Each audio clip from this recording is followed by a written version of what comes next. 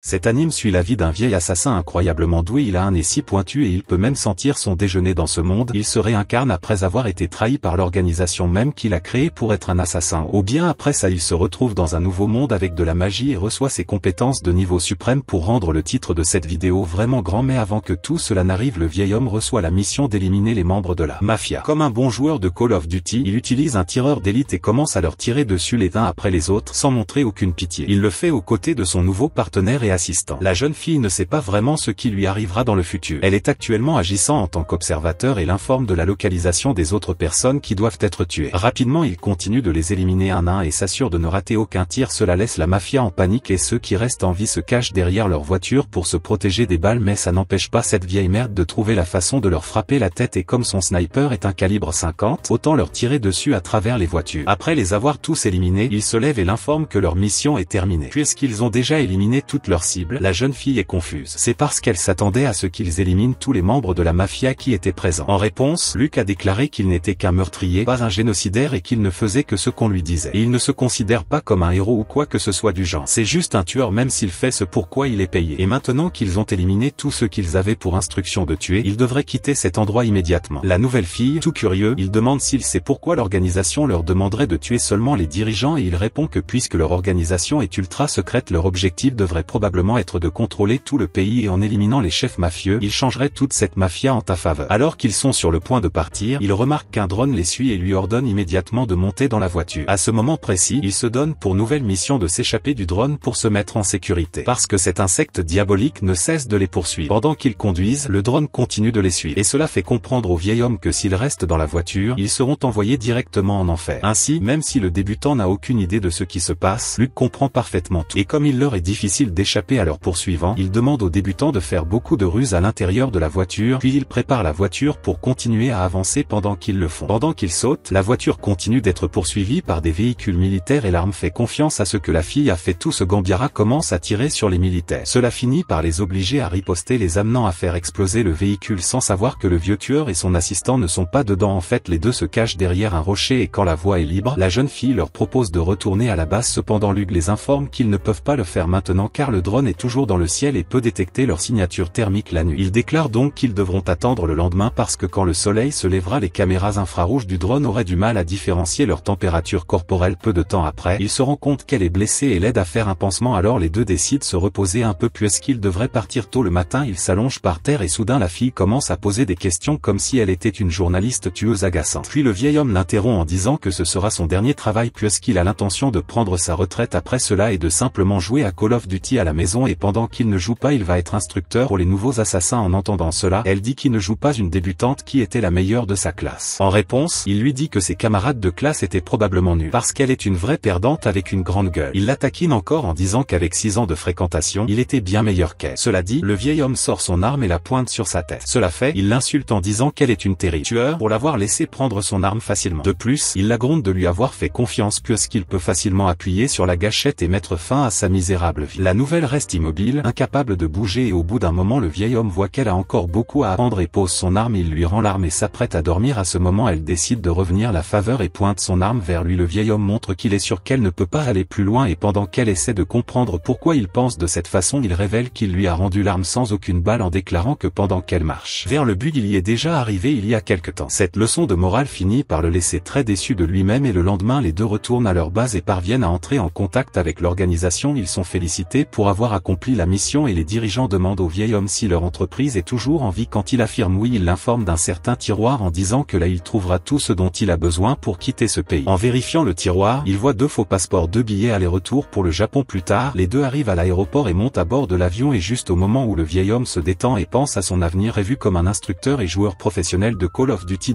Huge, des turbulences se produisent, laissant tout le monde dans l'avion paniqué. L'un des passagers vérifie son téléphone et découvre que l'avion a été détourné. Et aussitôt la fille là-bas demande au vieil homme ce qui se passe puisqu'il n'y a aucun ravisseur en vue et réalisant ce qui se passe, il lui dit que ce n'est pas un enlèvement, une autre tentative d'assassinat de leur organisation. Apparemment ils veulent le tuer parce que c'est le seul moyen de le tuer, mettre fin au plus grand tueur de l'organisation. En entendant cela, la jeune fille est complètement choquée et se prépare à prier au nom du Christ. Pendant ce temps, la luge avance vers la cabine du pilote et une hôtesse de l'air tente de l'empêcher d'entrer mais il la jette avec beaucoup de précautions et en entrant dans le cockpit il découvre que les pilotes sont allés rencontrer oncle Lucia. Immédiatement il endosse le rôle de pilote et tente de sauver ce qui reste de l'avion, mais à ce moment il remarque un chasseur à côté de son avion. Bref, l'avion dans lequel il se trouve est sur le point d'être abattu. Malheureusement, le Luge se rend compte que sa vie a aboutir à une impasse. À la fin, il meurt frustré par la trahison de l'organisation qui vient de l'abandonner. Et puis quand il ouvre les yeux, il se retrouve dans un étrange royaume spirituel où une déesse est belle et complètement comestible se tient devant lui. Au début, elle se moque de lui parce qu'il est le meilleur assassin sur Terre. Et pourtant, il a été trahi par sa propre organisation. En réponse, le vieil homme dit que s'il avait une arme, il la tuerait. Cela dit, il demande pourquoi il est là et en réponse, elle dit qu'elle lui donnera deux options et il demande si l'une des options est de rester avec elle. Elle l'ignore et dit que la première est qu'il a vécu sur Terre comme un bébé sans aucun souvenir de qui il était avant, une option assez merdique où il peut simplement se réincarner dans un monde alternatif de magie et de sorcellerie où il gardera tous ses souvenirs et expériences. Cependant, il devra utiliser toutes ses nouvelles compétences pour assassiner une certaine personne. Le vieil homme voulait vraiment rester là avec elle, mais comme ce n'est pas une option, il décide de lui demander qui elle veut qu'il assassine dans l'autre monde. Alors elle lui dit qu'elle a juste besoin de tuer le héros le plus puissant de ce pays. Après qu'il ait éclairé le roi démon, le vieil homme commence à réfléchir à cela et Dieu lui propose même du thé. C'est à ce moment-là qu'il commence à se demander si cette histoire de réincarnation a vraiment existé, mais elle lui révèle que c'est plus courant qu'on ne l'imagine et qu'ils envoient normalement un camion pour faire le travail, mais comme le vieux était un grand faucheur d'âmes, ils ont fini par devoir lui envoyer un avion entier. De plus, elle dit que presque toutes les âmes importantes ont la possibilité de se réincarner. Michael Jackson lui-même danse dans un autre monde. Cependant, les gens qui insistent pour rester sur la planète Terre finissent par perdre tous leurs souvenirs. Après avoir entendu cela, le vieil homme conclut qu'il veut rencontrer Michael Jackson et dit qu'il va visiter un nouveau monde préservant ainsi ses souvenirs et ses compétences. Apparemment, il s'est toujours considéré comme un simple outil sans émotion de l'organisation. Mais quand il était sur le point de mourir, il se sentait malheureux et frustré. Il y avait aussi d'autres sentiments comme se sentir utilisé, trahi, et il réalisa qu'il était une personne qui n'avait jamais eu son propre sentiment, propre vie, ce qui est assez triste. La déesse lui dit de se taire et dit qu'elle ne se soucie pas de ce qu'il fait de sa nouvelle vie. La seule chose qu'elle veut, c'est qu'il tue le héros quand il aura 18 ans. Cela dit, elle lui touche la tête et lui transfère tous les informations sur le nouveau monde pour lui de la langue à la culture. Après avoir compris toutes les coutumes du nouveau monde, un monde très intéressant, il demande à Dieu pourquoi elle veut tuer un héros comme ça et elle dit que ce héros vaincra le roi démon et qu'après cela il changera car son pouvoir entrera dans sa tête, faire du héros lui-même un démon, dominer le monde et le détruire. Et après avoir entendu tout cela, le vieil homme est heureux et dit qu'il va jouer dans cette histoire comme celle-ci. Il a tout aimé. Il demande à la déesse s'il peut la tuer quand il veut. Mais elle dit non. Elle informe que le héros est le héros. Seule personne qui peut tuer le roi des démons et lui informe de ne pas tuer le héros tant qu'il n'y est pas parvenu. S'il vous plaît, immédiatement, il comprend votre mission et est d'accord avec elle aussi après avoir tant demandé. S'il ne comprend pas, il doit être vieux pour cette raison. La déesse lui montre enfin un tas de cartes avec des compétences différentes, données à ce vieil homme l'opportunité de se rassembler sa propre construction dans un autre monde. Le vieil homme finit par choisir plusieurs cartes de différentes catégories et en bonus spécial, la déesse il accorde un hack. Cela lui permet d'utiliser les 4 mages magiques à volonté. Lorsqu'il termine sa sélection, la déesse lui souhaite bonne chance et l'envoie dans ce nouveau monde où il naît bébé d'un homme noble. Sa nouvelle famille vend une longue lignée de chirurgiens royaux, mais dans le noir, ils forment une guilde de hautement qualifiés assassins. Cette déesse est très intelligente et elle l'a envoyé dans un environnement parfait pour qu'il puisse devenir un assassin hautement qualifié. Et en apprenant tout cela, le vieil homme était extrêmement heureux. Après cela, de nombreuses années se sont écoulées et le vieil homme a reçu le nom de Lug. Et maintenant, c'est un jeune garçon qui s'est beaucoup consacré à son entraînement. Il entre dans une forêt pour tester ses compétences en chassant un lapin en plein champ. Une fois sur place, il trouve les traces et court à travers les arbres avec rapidité paralogue, puis se suspend à une branche et tire directement dans l'œil du lapin pour le tuer d'un seul coup. Il ramène le lapin chez lui où sa mère l'accueille avec beaucoup d'amour et lui propose de préparer le lapin. Pourtant, il insiste pour préparer le lapin lui-même dans sa quête pour devenir plus fort. Il croit qu'il a besoin d'une alimentation parfaite et comment ne pas y arriver est une poudre de protéines dans ce monde. Il doit se contenter de ce qu'il a. Il utilise diverses épices et herbes en conjonction avec la viande pour créer un repas parfaitement équilibré qu'il a apprécié avec toute sa famille. Peu de temps après avoir mangé, son père, froid comme la pierre, se lève et dit au garçon de le rencontrer au sous-sol qu'il porte habituellement. Peu de temps après que Luke se soit rendu au sous-sol, il trouve son père qui lui dit de se déshabiller. Mais attends, ce n'est pas du tout ce que tu penses. Le père de Luke veut juste qu'il fasse des poses étranges pendant qu'il examine son corps pour voir s'il grandit comme un tueur. Il vérifie que Luke est en parfaite santé et se rend compte que le garçon est plus développé que les garçons de son âge. Après l'avoir observé de près, son père lui dit qu'il pense qu'il est prêt à subir une opération des yeux. Et c'est un secret que personne en dehors de sa famille ne connaît. Ils ont une technique chirurgicale unique qu'ils l'utilisent pour rendre ses yeux spéciaux. Et cette opération ne peut être effectuée que par le père sur l'enfant. Généralement, l'intervention chirurgicale est pratiquée lorsque l'enfant est majeur. Cependant, compte tenu de la force que Luke a déjà, son père décide qu'il est temps de le faire. Le lendemain de l'opération, il ne peut plus voir. Après avoir eu les yeux bandés à cause de l'opération, sa mère le nourrit. Et quand il semble que les choses s'améliorent, hors de contrôle, il court vers son père qui finit par enlever son bandeau. Et quand il ouvre les yeux, il voit le magnifique paysage de toute la propriété de son père. Il essaie de concentrer ses yeux. Et maintenant, il peut voir clairement les choses qui sont très loin. De plus, il acquiert la capacité de voir dans le noir, ce qui sera parfait pour ses boulots de nuit, et il se retourne et remercie son père, et c'est à ce moment-là qu'il se rend compte qu'il peut voir combien de mana son père a. À ce moment-là, son père l'informe qu'il a trouvé un super tuteur qui lui apprendra à utiliser la magie à partir de demain, et ça rend Lug heureux comme l'enfer parce qu'il est en train de mourir pour en savoir plus sur la magie de ce monde. Le lendemain, sa mère se met en colère et l'oblige à porter une robe de princesse. Oui, elle l'oblige à accueillir sa nouvelle tutrice porte cette tenue de femme. Un peu plus tard, le médecin de Lug arrive et c'est une jeune fille aux cheveux argentés. Elle se présente comme étant le jour et après cela elle s'approche de son nouvel élève Lug qui à ce moment semble être la personne la plus efféminée qui existe dans ce monde. Le regardant, Adia dit qu'il semble trop jeune pour apprendre la magie et en réponse Lug lui dit de se faire foutre, ce que Dex est un peu irrité et pour lui montrer à quel point elle est forte elle démontre un emportement ce qui l'excite. Ensuite elle lui dit que même si elle a l'air jeune, elle est l'une des 4 magiciennes les plus puissantes de tout le royaume et à partir de maintenant elle l'entraînera la nuit pour faire de lui au moins le 5e sorcier le plus fort du royaume. Le lendemain, l'entraînement de Lug commence et les deux se présentent formellement dans le jardin. Là, le jour, il dit à Lug de ne pas être aussi formelle parce qu'elle n'a que 3 ans de plus que lui, mais il insiste sur le fait qu'elle est toujours son professeur et pour ça elle mérite tout le respect. En réponse à Dia, il remet une belle boule de cristal et elle révèle que cette pierre est utilisée pour mesurer la quantité de mana qu'une personne possède naturellement. Plus vous avez de mana, plus vous pouvez effectuer de magie complexe, destructrice, et à ce moment-là lui dit de mettre tout son mana dans la pierre. Cependant, ce qu'elle ne savait pas, c'est que Lug a beaucoup de mana et ces pierres ont une limite pour accumuler du mana à l'intérieur. Et en voyant autant de mana s'accumuler dans un rocher, Dia est horrifiée et lui crie de lancer le rocher le plus loin possible. Puis Lug augmente immédiatement sa force et jette le rocher en l'air, le faisant exploser dans un grand bruit, révélant des spoilers selon lesquels à la fin de l'anime dans Rio Academia, Midoriya est devenu un perdant paralysé et impuissant. En entendant l'explosion, les parents de Lug courent et demandent s'ils vont bien. Et Dia est complètement secouée par ce qu'elle vient de voir. Elle pense que les parents du garçon doivent être en colère à cause de cela. Les parents du garçon, en revanche, ils ne sont pas du tout en colère et ils célèbrent le fait que Lug a tant de magie. Ils remercient Dia de leur avoir fait prendre conscience du grand pouvoir que possède leur fils et les laissent tranquilles pour continuer à s'entraîner. Lug, de son côté, a fini par devenir obsédé par ces pierres brillantes. Il croit que ces pierres peuvent être une arme importante contre le grand héros, grâce à ses propriétés explosives. Non seulement ça, mais il voulait vraiment avoir un C4 dans ce monde. Cette pierre est waouh, parfait. Cela l'amène à demander à Dia à propos des pierres et où il peut les obtenir. Dia, cependant, dit que ces pierres ne sont pas quelque chose qu'il peut simplement acheter dans un magasin. Elle explique toute la bureaucratie impliquée pour obtenir une pierre. Rien qu'entendre cela donne mal à la tête à Lug. Alors, mes partenaires, la nuit est venue et le jour a fini par se faufiler dans la chambre de Lug et elle a inventé de coucher avec lui. Ava, frère, qu'il est son petit frère. Elle ne savait pas qu'elle dormait avec un homme âgé dans le corps d'un garçon plein de testostérone. Non, le lendemain, ils se rendent au bord d'une rivière et elle lui tend une autre pierre. Cette fois, elle lui dit de mettre juste un peu de mana parce qu'elle veut vérifier les attributs qu'il possède. D'abord, elle vérifie s'il a un attribut feu et elle est heureuse de voir qu'il l'a pour ne pas brûler ses ennemis. Juste pour être sûre, elle finit aussi par vérifier les attributs de l'eau en affirmant qu'il est très rare qu'une personne ait 2 attributs, qu'elle est l'une des rares personnes à les posséder. Cependant, à sa grande surprise, Lug possède les 2 attributs et cela la rend très heureuse car désormais, elle peut lui apprendre tous les sorts qu'elle connaît. À ce moment, Lug se souvient des paroles de la déesse Lad qu'il aurait le hack de tous les attributs, alors il demande le tuyau et l'idée que c'est vérifié, mais elle lui rit au nez et dit qu'il est impossible pour quelqu'un d'avoir 3 attributs parce que personne dans l'histoire n'a jamais vu ça. Cependant, elle se tait lorsqu'elle se rend compte qu'il a même un attribut vent. Par curiosité, elle vérifie encore une fois et se rend compte que ce garçon a les 4 attributs, ce qui est complètement inconnu dans ce monde. Elle se ressaisit une fois de plus et contemple le fait qu'elle ne peut pas jouer avec ce garçon. Après cela, elle s'assoit à côté de lui et essaie de lui rendre sa virginité magique, éveillant sa magie innée. Et soudain, Lug était capable d'utiliser la magie pour faire une grande variété de choses. Puis Adino l'informe que plus il utilise de sorts, plus il peut en apprendre. Cependant, il a du mal à penser à ses sorts. Alors, Adino prend le relais. Plomb et lui montre comment faire l'un des sorts terrestres les plus élémentaires qui consiste à créer du cuivre. Adino fait cela sans effort et Lug essaie de le reproduire en disant ce qu'elle a dit. Cependant, comme il est un corps étranger dans ce monde, sa prononciation finit par être complètement fausse. C'est une faute de la déesse donc. Il finit par créer un énorme bloc de cuivre avec de graves problèmes de santé. Plus tard dans la nuit, il écrit tout ce qu'il a appris. Et Adino entre à nouveau dans sa chambre pour dormir à côté de lui. Coquin, le lendemain, après avoir pratiqué plusieurs fois, il parvient enfin à produire un morceau de cuivre qui n'a pas de cancer. En voyant cela, Adino s'excite du fait qu'il fait des progrès très vite. Lug lui demande si elle peut écrire pour lui certains sorts qu'elle a appris parce qu'il veut les essayer directement. La fille lui écrit un sort et il le chante, et comment le lire, c'est beaucoup plus facile que d'essayer de l'imiter. Il finit par produire immédiatement un bloc de fer. À ce moment, Lug se rend compte que les sorts ne sont que légèrement différents les uns des autres parce que le sort qu'il a utilisé pour créer du cuivre c'est exactement la même chose que ce qu'il a utilisé pour fabriquer du fer. Sachant cela, il fait des rimes et lui demande d'écrire les sorts qu'elle connaît un à un sur un morceau de papier. Elle semble reluttante au début parce que ça lui rappelle longtemps, mais elle arrête de céder et commence à écrire les sorts. Après, en lisant les sorts, il se rend compte que ce qui change dans chaque métal est essentiellement le poids atomique. Il essaie d'expliquer cela à la fille mais la fille ne comprend jamais cela, alors il continue et lui demande d'écrire un sort pour lui. Même si elle écrit écrit le même sort. Pour le faire il change le poids atomique en celui de l'œuvre et puis il dit un jour pour réciter le sort elle essaie de le faire mais tout à coup elle tombe au sol avec un violent mal de tête. Et c'est comme ça qu'il se rend compte que tout le monde ne peut pas utiliser un hack dans ce monde, alors il prend le papier et écrit quelque chose avant de le réciter, et aussi incroyable que cela puisse paraître, cette fois il reçoit un lingot d'or très brillant, surprenant le jour où il apporte quelques modifications au sort en utilisant une de vos compétences et soudain même le jour peut contourner le système mondial créé de l'or. Et donc les deux aspirants alchimistes sont extrêmement heureux. Quelques jours plus tard, Luke parvient à produire des métaux complexes à partir de ces métaux. Il se rend ensuite au bord de la rivière et il crée un fusil avec sa magie et utilise un sort pour tirer des balles magiques avec. Dia est également capable à reproduire, ce qui le rend heureux parce que maintenant il peut utiliser ce fusil contre le grand héros. Cependant il n'a pas assez de puissance de feu pour quelqu'un d'aussi fort, alors il crée un canon géant, pas celui qu'on connaît mais un vrai canon géant. Il prend le temps de se boucher les oreilles s'il ne veut pas devenir sourd et lui tire dessus de vent d'entre détruisant. Complètement satisfait de la puissance de feu de ce canon, Luke se rend compte que le manche du canon a explosé, ce qui lui fait comprendre qu'il a besoin d'un métal plus puissant pour créer une telle arme. Il demande à Dia si elle veut l'essayer mais elle refuse en disant qu'elle est parfaitement d'accord avec le simple fait d'utiliser son fusil ce jour-là. Seulement la nuit, alors qu'ils sont allongés l'un à côté de l'autre, Dia semble très émue parce que c'est son dernier jour de travail en tant que médecin magique de cet enfant prodige. Maintenant, elle doit partir et retourner dans son royaume. Et étant un vieil homme dans un corps de garçon, Luke refuse de montrer ses émotions. Au lieu de cela, il utilise son pouvoir magique pour créer un poignard à partir d'un métal très puissant. Probablement le fer utilisé dans la pantoufle que ma mère utilisait pour me frapper. Et je pars malade mental comme ça. Il montre à quel point ce couteau est tranchant et lui dit que c'est son cadeau d'adieu. Dia en est satisfait. En retour, elle enlève son pendentif qui en a un pour la pierre et le donne à Luke en lui promettant qu'il la reverra dans le futur. Le lendemain, elle remonte dans sa voiture et quitte le manoir en remerciant tout le monde d'avoir l'accueilli et lui promit qu'il reviendrait un jour. À ce moment-là, le père de Luke le regarda et lui révéla qu'il pouvait sentir une immense quantité de mana venant du garçon. Il se rend compte que Luke est prêt à faire la première étape pour devenir un meurtrier. Cette nuit-là, il emmène Luke dans une grande prison qui compte de nombreux détenus dans le couloir de la mort. Ces détenus sont laissés là pour que tous les membres du clan puissent essayer de nouvelles tactiques de meurtre. Avant tout jeu amusant dans cet endroit, Luke demande à son père pourquoi il l'a élevé pour qu'il ait des émotions humaines, puisque cela ne ferait qu'entraver sa capacité à tuer d'autres êtres humains. Cependant, son père le rassure en disant qu'il ne veut pas que Luke devienne un outil de meurtre, il veut que son fils ait réellement des émotions humaines et il veut qu'il ait une vie en dehors de ça où il puisse vivre comme une personne normale au lieu de simplement être une machine à tuer. Après cela, il arrive dans l'une des cellules où son père lui montre le vrai plaisir. Juste devant toi il y a une jeune fille de 19 ans attachée à une chaise et bâillonnée. Il enlève le bâillon et elle commence à mendier pour sa vie en leur disant de l'épargner. Tadina, ton père t'informe qu'elle a infiltré la maison d'un couple de personnes âgées et à leur retour, elle a fini par les tuer et par mettre le feu à leur maison. Elle crie Tadina en disant qu'elle voulait juste trouver de la nourriture et dit que la mort du couple était une erreur et la raison pour laquelle elle a mis le feu à toute la maison était parce qu'elle avait très peur. Tadina, elle le supplie d'épargner sa vie mais sans hésitation Luke démarre le plaisir en lui coupant une main et cela la prend par surprise et elle commence à crier et à les insulter, se plaindre au père de Luke pour l'avoir assuré et si elle suppliait Luke, il pourrait finir par lui épargner la vie. Luke ne sait pas trop comment les gens sont et il lui enfonce son couteau dans la gorge, fermant sa langue remplie de MST une fois pour toutes. Après cette journée très amusante, quelques années passent et maintenant Luke a 10 ans. Incroyable, c'est une très belle journée. Lui et sa famille se promenaient dans le marché où nous semblions tous occupés à vendre leurs marchandises parce que l'hiver arrive. Pendant que les hommes étaient en parlant à sa mère, s'est lié d'amitié avec des vendeurs mais Luke ne voulait pas vraiment acheter de produits, il voulait juste trouver quelqu'un qui avait un peu de mana mais il finit par découvrir que c'est plus difficile que de trouver une aiguille dans une botte de foin. Et comme il ne lui reste que 8 ans avant d'assassiner le héros, il sent qu'il a besoin d'un assistant pour l'aider. Il fait de son mieux pour trouver un roturier qui a une sorte de mana en lui. Mais il ne trouve personne. Tout le monde est inutile. Ce monde c'est de la merde. Le lendemain il part en forêt pour s'amuser à chasser. Alors qu'il regarde autour de lui, il entend soudain un hurlement et rapproche ses oreilles du sol pour entendre une meute de loups chasser une proie. Il décide de suivre le son et peut-être de voler une proie au loup. Cependant, lorsqu'il voit enfin ce qui se passe, il se rend compte que le loup essaie d'attaquer une petite fille sans défense et ça, c'est de la merde et de la pisse. Un des loups essaie de l'attaquer mais il lui tire rapidement une flèche sur la tête puis il saute devant la fille pour la protéger même si elle sent mauvais pour ce faire. Il coupe les loups et décide de faire un simple exercice d'entraînement avant. Après cela, il remet à la jeune fille son équipement et prend son couteau. À ce moment un des loups l'attaque mais il le poignarde rapidement au cou. L'autre essaie de courir après la fille mais il le repousse pendant que les deux autres loups lui sautent dessus simultanément et lui saisissent les bras avec leurs mâchoires. Heureusement qu'il va bien équipé et ses morsures ne les ont même pas affectés. C'est pourquoi il tourne simplement son corps pour les écraser au sol. Puis il frappe le dernier loup directement à la tête, mettant ainsi fin à son petit entraînement. Après les avoir éliminés, il retourne vers la fille et lui demande ce qu'elle fait seule dans la forêt. À ce moment-là, elle a peur et dit qu'elle est tout simplement perdue et qu'elle ne veut pas lui faire de mal. Il dit que même si elle le voulait, elle pourrait lui faire du mal parce qu'elle est faible. La fille n'arrête pas de parler en disant que sa famille est très pauvre, qu'il n'avait pas assez de nourriture pour tout le monde. C'est pour ça qu'ils ont fini par la chasser de la maison et la laisser mourir. Elle prétend avoir rencontré un gentil gentil inconnu qui lui a dit que dans la région de Storad et la région où vit la famille de Luke, elle trouverait quelque chose à manger et y serait heureuse. Luke se rend compte que cette personne très gentille lui a dit d'y aller juste pour mourir et se sent désolé pour la fille. Luke lui donne sa veste et commence à lui préparer du porridge. Quand il a fini, il lui donne le bol et lui dit de manger lentement car si elle mange trop vite elle risque de finir par vomir. La jeune fille se présente en retard et heureusement comme un repas chaud qu'il a préparé, puis il révèle son identité en tant que fils de seigneur de la région de Storad et en entendant cela, elle s'illumine immédiatement et lui dit que c'est incroyable. Elle révèle qu'un dieu lui avait dit qu'elle ferait une rencontre fatidique qui lui permettrait de vivre une vie incroyable pleine d'honneur et c'est à ce moment-là que Luke se rend compte que la déesse essaie peut-être de l'aider. Après tout, il avait, je l'ai écrit depuis le début peu de temps après l'avoir rencontré, que cette fille était le partenaire idéal pour être sa servante. Après tout, elle est remplie de mana. Heureusement, il lui propose de l'emmener chez lui pour qu'elle ait un endroit où vivre et qu'elle n'ait plus jamais faim. Cependant, il dit que si elle va chez lui, elle devra suivre ses ordres tout le temps et certains d'entre eux peut inclure de tuer d'autres personnes. Après lui avoir dit tout cela, il la laisse prendre la décision finale, lui demander si elle veut l'accompagner ou non et profiter de la seule chance qu'il avait dans sa vie. Elle accepte joyeusement en déclarant qu'elle n'a jamais été recherchée par personne et que dans ce monde il est le seul à dire qu'il a besoin d'elle. Après que 2 années se soient écoulées et Luke est réveillé dans l'après-midi, qui est maintenant devenue une très belle fille, être une femme avec le potentiel de réconforter n'importe quel homme, qu'il s'agisse de coups ou de dommages affectifs. Et parce qu'elle est très travailleuse, les parents de Luke l'adorent. Cependant, le premier soir où il l'a ramenée à la maison, son père lui a dit qu'il ne pouvait la garder qu'à 2 conditions. La première est qu'il devait la former lui-même, que si elle les extrayait, il lui infligerait les pires souffrances, en vedette dans le pire animage de tous les temps. Et le deuxième, Luke ne se souvient pas. Après s'être souvenu de cela, il dit à la fille de le rencontrer au sous-sol pour ce contrôle de routine, le même contrôle que son père a fait sur lui pendant qu'il était en formation. Il vérifie son corps pour s'assurer qu'elle s'est améliorée physiquement et après avoir révélé qu'il était satisfait de ses progrès, il se tourne pour partir. À ce moment-là, elle essaie de l'attaquer comme un couteau mais il parvient à la maîtriser facilement. Mais je ne pense pas qu'elle voulait l'attaquer, je pense qu'elle voulait en fait être attaquée dans cette scène. Vous pouvez censurer cela dit. Quoi qu'il en soit, elle est très bonne avec un couteau, mais Luke sait quelle arme c'est incroyablement bon, c'est une lance. Cependant le problème est qu'une lance ce n'est pas très facile à cacher et c'est trop encombrant pour un meurtre. Cela lui fait conclure qu'il lui donnera un outil différent et difficile à tenir. Voulez-vous savoir de quel jouet il s'agira? Laisse un like et abonne-toi. Cette nuit-là, il va au sous-sol et le trouve en train de pratiquer ses talents de couteau sur la poupée. Cependant, elle ne peut pas le gérer correctement et elle est gênée d'être un tel échec. Elle s'excuse de s'être entraînée, oui, avec sa permission, mais il produit simplement une lance qui peut être pliée en petite taille et peut être cachée. Elle utilise même la lance factice et heureusement cette fois, elle atteint la cible. À chaque fois, elle finit même par détruire complètement le poupée et merci Luke pour ce nouvel outil. Puis ils se couchent tous les deux et passent la nuit. Le lendemain, Luke va au marché et est adoré par tout le monde. Tout le monde veut lui offrir tellement de cadeaux. Et quand il rentre chez lui, sa voiture est pleine de fruits et de légumes du ferme locale. Il retourne chez lui et vérifie son stock de pierres. Il s'avère qu'il a fini par découvrir comment produire lui-même cette pierre spéciale. Dia a refusé de lui la rendre, il a donc été obligé de le faire lui-même. Et maintenant, il remplit toutes ses pierres de mana. Parce que s'il ne tue pas le héros, il a l'intention de le faire exploser. Du monde soudain dans l'après-midi, il l'informe qu'il est appelé par son père et lui demande d'aller à la salle d'entraînement. Quand il arrive, son père l'interroge sur les capacités de Tarte et il répond en déclarant que c'est un entraînement pour un pontin, qu'elle est aussi forte que les autres membres de la famille. Puis son père demande à Luke s'ils peuvent lui faire confiance car il soupçonne que Tarte a peut-être été envoyé par une organisation d'espionnage pour voler les secrets de sa famille. Cependant, Luke répond en disant que son père est un négationniste et que la fille est calme et solidaire et qu'elle est sacrément belle. Il répond en disant qu'il l'a regardée ces dernières années et a observé ses mouvements corporels. Lui a permis d'avoir la certitude qu'elle n'est pas une espionne. Il a assuré à son père que si elle avait été une espionne, il l'aurait tuée. À ce stade, même son père admet qu'il croit qu'elle n'est pas une espionne et maintenant il croit que cela doit avoir été l'œuvre de Dieu. Le fait que Luke ait trouvé une fille aussi talentueuse qu'elle, il révèle ensuite que Luke est forte et qu'il est assez vieux pour passer les examens finaux pour devenir un véritable assassin. Il demande à Luke s'il est prêt pour ça et le garçon dit non, laisse ça jusqu'au matin. Cependant, son père lui dit de partir parce que sa première épreuve va commencer maintenant et ce sera un combat contre lui au milieu de la forêt. Luke s'habille et s'en va. Alors les deux entrent dans la forêt pour commencer à ce stade de leur vie dans un autre monde. Luke pense qu'il a tout l'avantage parce que non seulement il a commis les mêmes grands meurtres de sa vie précédente, mais il a très bien cultivé ses compétences dans sa vie actuelle. Bref, il croit qu'il va battre son propre père. Il grimpe à un arbre quand soudain son père tire des flashs dans sa direction. Heureusement, il les esquive et saute de l'arbre pour tenter de retrouver son père qui lui tire encore dessus. Il esquive et lui lance un couteau que son père parvient à bloquer. En représailles, il tente de couper Luke avec son couteau mais il esquive et tente de lui donner un coup de pied. Cependant, son père réagit rapidement, il attrape la jambe de Luke avant de lui briser un os. Luke donne rapidement un coup de pied loin et saute dans des buissons où il guérit rapidement ses os. Avec l'aide de son incroyable magie de récupération, il dévale ensuite la colline où son père a tendu un piège et il parvient à esquiver le piège mais il est immédiatement attaqué par son père et l'encourage à se battre plus fort. Alors que Luke tente de bloquer ses attaques, il réussit à attraper une des mains de son père et à lui donner des coups de pied dans les côtes, le forçant à se retirer dans la forêt. Peu de temps après, il attaque à nouveau Luke. Cependant, Cependant, le garçon avait déjà prédit le mouvement de son père et grâce à cela, il est capable d'esquiver l'attaque de son père même s'il finit par être légèrement poignardé à l'épaule. Cependant, tout espoir n'est pas perdu parce que Luke parvient également à mettre son lame dans la gorge de son père, terminer la bataille par la victoire. Après cela, les deux reviennent de la forêt et trouvent l'après-midi à préparer du thé pour eux. Après cela, son père soigne sa blessure, pendant qu'il dit qu'il lui a appris tout ce qu'il aurait pu lui apprendre et que c'est maintenant le moment pour lui de vivre l'expérience du meurtre de première main. Il emmène Luke dans un endroit où il doit tuer un gars qui utilise sa position pour abuser des filles. Et après une mission réussie, ils sautent tous les deux par la fenêtre. Après on les voit circuler, offrir des poisons sous forme de palliatifs à plusieurs autres salopards riches. Luke était enfin heureux dans ce monde faisant ce qu'il aime faire et pendant qu'il brûle un des leurs, ils font passer tout ça pour un simple accident pour que personne ne soupçonne qu'un meurtre a eu lieu là-bas. Le lendemain, le père de Luke l'emmène s'occuper d'un riche noble qui est malade. Et une fois l'affaire résolue sur le chemin du retour, son père lui parle du projet de l'envoyer dans une autre ville, vivre sous une fausse identité en tant que fils bâtard d'un très célèbre marchand. Luke est chargé de rester avec eux pendant 2 ans et ils sont devenus un marchand très connu, ce qui l'aidera à commettre de futurs meurtres. Oui, normalement les nobles invitent les marchands chez eux et plusieurs fois les marchands passent devant les gardes de sécurité sans même étant vérifiés. En entendant cela, Luke est d'accord en disant que le plan est parfait, son père t'aime. Mais avant le voyage du garçon, son père a organisé un grand banquet auquel ont participé tous les membres de sa famille. Waouh, quelle famille géante! Son père se vante, disant que son fils est le plus jeune membre de l'histoire de la famille, ayant réussi le test final, puis il révèle que Luke deviendra le nouveau chef de famille après sa mort, ce qui semble irriter certains membres de la famille. L'un d'eux jette un verre de vin à Luke qui l'attrape rapidement. Il s'avère que cet idiot refuse de reconnaître quelqu'un qui est plus jeune que lui comme le chef de famille et il veut défier Luke dans un combat, et connaissant le pouvoir de son fils père, Luke accepte. Cependant, avant même que cet imbécile puisse cligner des yeux, Luke apparaît derrière lui avec un couteau sous la gorge et son petit doigt dans son apothicaire, mettant fin au combat en un instant. Et le garçon s'est juste énervé et il n'a tout simplement pas fait caca pour d'autres raisons, et avant de partir pour commencer sa nouvelle vie, Luke décide d'appeler son idiot de cousin et de reconnaître sa force. Il propose de faire de l'idiot son subordonné en promettant de s'assurer qu'il soit traité extrêmement bien, et même si l'échec semble réticent au début, il finit par accepter les conditions de Luke. En ce moment de fête, Luke lui offre sa belle épée numérique en cadeau et par le lendemain Luke emballe son équipement et avec l'après-midi monte dans la calèche en route vers la nouvelle ville où commencera sa nouvelle vie en tant que fils d'un commerçant et sera appelé par un autre nom que j'éviterai d'utiliser. C'est juste Luke. Plus tard nous voyons Luke arriver dans sa nouvelle ville, s'installer dans sa nouvelle demeure. Cette ville est l'une des régions les plus prospères du royaume en raison de son commerce et pour assumer sa nouvelle identité il cache immédiatement son identité, changeant ses cheveux d'argent en noir. Il met même une paire de lunettes, ce qui l'aide à prendre une identité complètement différente. Adi reçoit une astuce concernant un orphelinat dans cette région qui vient des petites filles aux riches nobles et découvre qu'ils ont une fille qui peut utiliser la magie. Cela l'amène à visiter l'orphelinat. Quand il arrive, il trouve une belle fille aux cheveux bleus pleure avec une faux à la main alors qu'elle est sur le point de défigurer son visage. C'est parce qu'elle pensait que si elle avait un visage horrible, les gens ne l'achèteraient pas et ne la maltraiteraient pas. Et quand il la voit dans cet état, Luke lui attrape la main et lui demande d'arrêter. Avec beaucoup de gens blessants, il dit qu'elle devrait sourire davantage parce qu'elle est belle avec un sourire aux lèvres. Peu de temps après, il rencontre le propriétaire de l'orphelinat, une moche magotelée. Il montre quelques filles, il les observe attentivement et se rend compte que la fille aux cheveux bleus est la seule qui a du mana et il dit au propriétaire qu'il va l'acheter. Le propriétaire a dit qu'elle s'appelle Mara et qu'elle est une fille spéciale, c'est pourquoi il facturera le triple du prix normal, mais l'argent n'est pas un problème pour Luke. Après lui avoir donné l'argent, le propriétaire dit qu'il lavera la fille parce qu'elle est toute sale, alors il demande à Luke de revenir dans 3 jours alors qu'en réalité Kara voulait juste avoir une chance de faire de l'exercice avec elle, si tu vois ce que je veux dire à ce stade de l'histoire. Mais elle avait complètement peur, mais elle ne peut pas dire un seul mot parce que cela serait dangereux pour elle et les autres filles. Juste avant que Luke ne parte, il dit au gros de ne pas toucher à Mara parce que maintenant elle est comme un membre de sa famille. Le gros homme, cependant, a des projets différents parce qu'il envisage de gagner un peu d'argent supplémentaire avec elle ce jour-là. Mais la nuit, il la porte de cette manière très affectueuse et l'emmène dans une calèche sur le chemin du manoir d'un homme. En chemin, Mara se souvient à quel point Luke a été gentil avec elle lors de leur première rencontre et maintenant elle est déterminée à s'assurer de s'offrir à lui comme une fille vierge pure. Alors elle s'échappe de la voiture et court dans la forêt. Un des gardes, cependant, a aussi du mana comme elle, alors il tend la main et l'attrape par derrière et juste au moment où il était sur le point d'explorer un développement d'intrigue avec elle, Luke arrive et le jette au sol. Le gars potelé arrive sur place et est choqué de voir Luke là-bas. Il dit qu'il devrait l'emmener chez lui dans 3 jours. Et puis je lui demande pourquoi il est ici. Mais Luke lui dit qu'il a réalisé les intentions du gros homme qui lui a ordonné un subalterne pour attaquer Luke et ce salaud court vers lui en essayant de le frapper. Cependant, Luke esquive rapidement l'attaque et brise le bras du salaud en 2. Puis le gars potelé essaie de l'attaquer par derrière. Mais Luke esquive encore une fois et met un couteau sous la gorge du gars. Puis il demande à Mara ce qui se passe et elle lui dit que elle et d'autres filles étaient orphelines et elles restaient ensemble dans la favela. Apparemment, ils aidaient les touristes dans la ville et ils recevaient une petite somme d'argent pour les visites et certains restaurants payaient même pour qu'ils amènent des touristes même si cela ne leur importait pas beaucoup. Ils étaient heureux et satisfaits de leurs pauvres, mais malheureusement, un certain jour, les sbires du gros homme les ont attaqués de nulle part et comme elle était la seule à avoir du mana, elle a visiblement essayé de les arrêter. arrêtés mais ils ont fini par tous les capturer et les ont ramenés à l'orphelinat où ils ont été jetés dans une pièce et ils n'ont reçu que quelques légumes pour se nourrir tout au long de la semaine. Quand les filles vieillissaient, ce foutu gros type a commencé à le vendre un par un à des nobles qui les traitaient visiblement très mal. Cela arrivait à presque toutes les filles et la honte causée par cela a poussé l'un d'eux à utiliser une faux sur elle propre visage dans l'espoir que la cicatrice rendrait impossible son utilisation au final pour se rapprocher de ces nobles. Le groupe se déguise en une des filles et quand le dit noble était sur le point de commencer son sale boulot, il a fini par être arrêté. Retour à l'orphelinat, le Lug avec le visage d'une certaine fille effrayée et emmène Mara avec lui pour commencer une nouvelle vie et maintenant plusieurs des mois se sont écoulés depuis que Lug a pris Mara. Depuis, il a fait un travail incroyable avec sa nouvelle famille de commerçants. Lord Balor, le nouveau père de Lug, l'informe qu'il s'est occupé de toute la paperasse et qu'ils ont adopté Mara comme ta sœur cadette. De manière légale et réussie, Lug est satisfait de cette information car cela aiderait à travailler avec Mara sans éveiller les soupçons. Plus tard, Lord Balor l'emmène dans une pièce où il montre le plan d'un magasin à un carrefour important de la ville. Il prétend qu'il a ouvert un magasin d'alcool il y a quelque temps. Mais le magasin a été un échec total, l'obligeant à le fermer. Et maintenant il veut y livrer Lug parce qu'il croit que le garçon est le seul qui pourrait donner une nouvelle vie au magasin. Au début, Lug semble réticent mais il accepte et retourne chez lui où Tarte et Mara préparent un excellent dîner pour lui et pendant qu'ils dînent tous les trois, Lug lui raconte ses projets. Il l'informe qu'on lui a demandé de prendre le contrôle d'un magasin et maintenant il compte l'utiliser pour promouvoir son objectif principal qui est de tuer le grand héros de la manière la plus efficace manière possible. Il poursuit en expliquant que le premier objectif du magasin serait de gagner le plus d'argent possible. Cela éviterait que le magasin ferme sitôt. Le deuxième objectif serait de vendre quelque chose qui attirerait les nobles afin qu'ils puissent se rapprocher encore plus à eux. Les deux filles lui demandent s'il a quelque chose en tête et il dit aux filles qu'il a l'intention de vendre de la drogue et des bonbons dans son magasin. Il pense que ses principaux clients seront des femmes. Mara veut cependant savoir comment il compte entrer sur le marché de la drogue. Le marché est principalement axé sur les femmes car il est déjà saturé. Cependant, Lug dit que ce n'est pas un problème car il vient d'un autre pays. Monde, il y en a bien plus que tout. Et bien, c'est ce que je pensais mais en fait, il a dit qu'il avait un plan qu'il révélerait bientôt. Le lendemain, on voit que Lug est tout à fait prêt à partager son plan avec Lord Balor et sa femme et c'est la femme qui semble détester beaucoup Lug. Après tout, elle croit qu'il est le fils bâtard de son mari. Elle se couvre le visage pour une raison étrange que nous découvrirons probablement assez tôt. Alors, Lug ouvre la bouche et nous parle de son projet, créer quelque chose qui ne rivalise pas avec les cosmétiques actuels qui complètent les cosmétiques déjà vendus. Il les considère comme du maquillage pour femmes, c'est compliqué à appliquer et tout ce que les femmes utilisent aujourd'hui pour être plus belles finit par laisser leur peau sèche en fin de journée quand elles décident de se laver le visage et le premier produit qu'il compte mettre vendre est un produit cosmétique spécial qui peut complètement éliminer ce problème une fois pour toutes. Ce produit qu'il appelle crème hydratante, ce produit n'a pas encore été inventé dans ce monde. Alors, pour l'essayer, ta belle-mère prend un flacon et en applique un peu sur le dos de sa main et elle finit par être choquée par la nouvelle douceur de sa peau. À ce moment-là, elle décide d'enlever son masque pour essayer ça sur son visage. Son visage est un peu effrayant, mais peut-être que les produits que Lug compte vendre résoudront ses problèmes. Elle applique le masque et est ravie de découvrir que sa peau est complètement douce. Pour montrer davantage l'efficacité de son produit, Lug lui dit d'essayer de se maquiller. Par top, elle fait cela et est ravie de la facilité d'application du maquillage sur la crème hydratante. Lug veut savoir si elle aime le produit et elle répond immédiatement en disant qu'elle déteste son courage mais qu'elle a vraiment aimé la crème hydratante. Voyant sa femme si heureuse, Lord Balor lui demande si elle peut partager cela avec certains de ses amis. Et puis, demande à Lug comment peut-il produire une grande quantité de cette crème hydratante en une semaine. Lug répond que pour l'instant, lui seul peut produire. Il y aura donc environ 200 bouteilles. Et voulant augmenter ce nombre, Lord Balor lui dit d'embaucher plus de personnes. Mais il lui dit que s'ils embauchent plus de personnes maintenant, de nombreuses entreprises ennemies pourraient tenter de voler le secret. De formule soudoyer ses nouveaux ouvriers pour l'obtenir et se rendre compte que Lug a raison. Lord Balor lui demande combien de temps cela prendra pour établir la production de masse de cet article et Lug répond que cela peut être fait d'ici la fin du mois. Cependant, il dit à Lord Balor que ce cosmétique nécessite un ingrédient spécial qui ne peut être produit que dans la région de Tuara. Et en entendant cela, Lord Balor n'a aucune objection et laisse Lug faire ce qu'il veut. Sur le chemin du retour, Lug révèle tard qu'il s'est assuré d'inclure une substance totalement rare qui ne peut être obtenue que dans la région de Tuara pour que Lord Balor ne la rejette pas si facilement. Et cela, selon lui, cela donnerait également plus d'argent à la région de Tuarad et serait le seul fournisseur d'un tel article. Et après quelques mois, nous constatons que l'entreprise de Lug est devenue un succès complet. Beaucoup de femmes arrivaient chaque jour pour acheter le plus grand nombre possible de traiteurs et comme il n'y en a pas beaucoup pour le moment, il a été contraint d'imposer une limite de 2 bouteilles par client. Il ne m'engage pas non plus en tant que gérante du magasin et elle a fini par embaucher tout le groupe de filles qui étaient avec elle à l'orphelinat pour travailler avec elle l'après-midi. Lug est assis très près et ils sont témoins de la façon dont tout le magasin se déroule réussi sans effort et sans problème et maintenant, il semble heureux d'avoir laissé Mara embaucher ses amis parce qu'ils pourraient alors être des compagnons pour la vie. De plus, tous les amis de Mara sont jeunes et beaux, ce qui est essentiel pour un magasin de cosmétiques comme prévu. Les entreprises rivales font de leur mieux pour mettre la main sur la formule hydratante. Lug est heureux d'entendre cela et dit à Tarte de rester en sécurité parce qu'ils le peuvent. Je ne prends pas le risque que d'autres personnes découvrent la formule si rapidement. Cette nuit-là, alors qu'il essaie de dormir, il remarque que quelqu'un s'est infiltré dans sa maison et rampe à travers le plafond jusqu'à sa chambre. Luke se rend vite compte qu'un espion de haut niveau a dû être engagé parce qu'il a réussi à cacher sa présence jusqu'à ce qu'il soit très proche de lui, et quand il a été piégé pour se lever et donner une leçon à ce fou, Tarte ouvre la porte de la chambre et utilise sa lance pour poignarder le plafond. Elle assure à Luke qu'il n'a pas besoin de s'inquiéter parce qu'elle a appliqué une neurotoxine sur la pointe de sa lance pour paralyser l'espion. Mara est également au plafond et elle descend pour les informer que l'espion a été capturé avec succès. Ils les prennent ensuite, la plupart meurent ou l'homme est déshabillé et peu de temps après, il commence à subir de légères tortures et les bâtons veulent juste obtenir n'importe quel type d'information sur qui l'a envoyé en échange de sa vie. Cependant, ils n'ont pas l'intention de le libérer. Peut-être qu'ils ne le tueront pas, mais il n'aura pas la liberté. Le lendemain, Luke s'apprête à partir pour le royaume voisin où se situe le jour. La rencontrer une fois par mois. Et comme son maître est absent, les deux bâtons décident de prendre un repas de qualité. En arrivant au royaume, Luke vole directement dans la chambre par la fenêtre et elle est extrêmement heureuse de le voir. Elle remet ensuite un tas de papiers avec de nouveaux sorts qu'elle a elle-même créés. Un sort en particulier attire l'attention de Luke et il lui demande de l'essayer pour qu'il puisse voir. Avec ce sort, elle est capable d'inverser la gravité de n'importe quel objet de votre choix. Complètement choquant. Luke, après que les deux aient discuté un moment, Luke lui tend une boîte de chocolat qu'il a récemment créée et aujourd'hui il n'a aucune idée de ce que c'est parce que le chocolat n'a pas encore été inventé dans ce monde. Pour elle, le chocolat semble être une mère. Cependant, Luke lui dit de l'essayer tout de suite et après les avoir essayés, elle l'adore. Elle fait promettre à Luke qu'il aura plus de chocolat le mois prochain quand il viendra lui rendre visite. Là, et après avoir accepté à cela, les deux passent plus de temps à parler, lire et pratiquer la magie. Et quand ces beaux jours touchent à leur fin, Luke se prépare à revenir, alors ils se disent au revoir et il revient pour rencontrer Tarte et nous. Quelques jours plus tard, Luke est assis dans un espace ouvert et voit dans son thé comme s'il avait réussi à réussir vie. Il regarde comment son entreprise de cosmétiques se développe. Cependant, à ce moment-là, Tarte arrive de sa mission et est heureux de voir son maître en bonne santé. Elle remet le butin de guerre qu'elle a apporté avec elle. Il y a quelques boutons des vêtements des hommes qu'elle a tués et Luke lui dit qu'il a entendu des rapports sur ses grandes compétences sur le champ de bataille et il dit que les gens lui ont même donné un surnom, ce qu'elle trouve assez embarrassant. Il s'avère que Luke l'a envoyée sur les champs de bataille pour qu'elle puisse acquérir de l'expérience pendant qu'il la laisse attachée à lui pour apprendre à gérer l'information et l'argent. Gérer le magasin de cosmétiques et pour avoir la meilleure marque de cosmétiques, il parvient à établir des contacts avec des nobles. Et donc il a été invité à participer à une réunion avec les nobles. Il a reçu une invitation à des dîners et plusieurs invitations à des fêtes, mais malheureusement cela est sur le point de se terminer parce qu'il doit retourner dans son royaume la nuit. Luke a un rendez-vous avec Mar où il dit que lâchera en charge du magasin de cosmétiques pendant son absence et elle promet évidemment de faire un excellent travail et tendre sa marque aux villes voisines, même en disant qu'il trouve un bon magasin où acheter et commence à le montrer à Luke sur une carte. En regardant la carte, Luke se rend compte que le magasin que Mara tente d'acheter appartient en réalité à son père, un commerçant propriétaire d'une célèbre entreprise commerciale. Malheureusement, il a été trahi par le bras droit de l'entreprise qu'il a tué, ainsi que sa femme. A pris le contrôle de l'entreprise, quittant Mara sans autre choix que de fuir le mariage et se retrouvant dans la situation dans laquelle Luke s'est retrouvé. Après avoir réalisé cela, Luke commence à croire qu'elle essaie de récupérer ce qui lui appartient et de se venger de la personne qui a assassiné ses parents. Cependant, pour la soutenir, Luke lui a dit de faire ce qu'elle veut parce qu'il croit totalement en elle. Complètement heureuse et elle promet de faire un excellent travail. À ce moment précis, les amis de Mara arrivent dans la chambre et lui tendent un sac cadeau contenant une tisane rare. Ils lui disent que c'est une petite façon de lui montrer sa gratitude pour ce qu'il a fait pour eux et de le remercier de les avoir tous sortis de la rue et d'avoir eu soin d'eux. Ils lui disent aussi au revoir et lui souhaitent bonne chance pour son voyage de retour et